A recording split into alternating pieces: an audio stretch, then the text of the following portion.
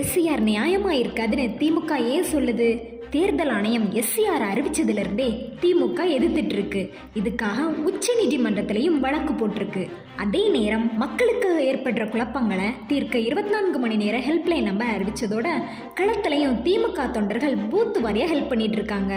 இன்னொரு பக்கம் மக்கள் மத்தியில் விழிப்புணர்வு ஏற்படுத்த தேர்தல் ஆணையத்தை கண்டித்து ஒன்றிய பாஜக அரசோட கைப்பாவையாக இருக்கிறது எதிர்த்தும் திமுக கண்டன போராட்டங்கள் நடத்திட்டு இருக்கு. சரி, எஸ்சிஆரை நியாயமாக நடக்கிறதுக்கு வழியே இல்லைன்னு திமுக சொல்லதுக்கு காரணம் 6 கோடி வாக்காளர்களுக்கான ஃபார்ம்ஸை பிரிண்ட் பண்ணி அவங்க ஓட்டு போட தகுதியானவங்களான்னு பார்க்கணும்.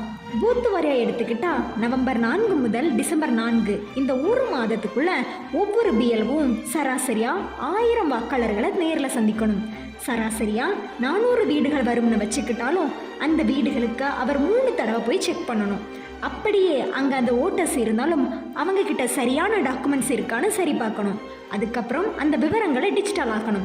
பல இடங்களில் சர்வர் கிராஷ் மாதிரியான பிரச்சனைகளால் இதை ஒழுங்காக பண்ண முடியறதில்ல. இதை தான் அடிப்படை பிரச்சனைன்னு திமுகவும் திராவிட மாடல் முதல்வர் மு.க. ஸ்டாலினும் சுட்டி காட்டுறாங்க. இதனால தான் முதல்வர் மு.க. ஸ்டாலினுக்கு பாதுகாப்பு கவசமாக நிற்கிற செந்தில் பாலாஜியும் இந்த எஸ்சிஆரை எதிர்த்து தீவிரமாக போராடிட்டு இருக்காரு.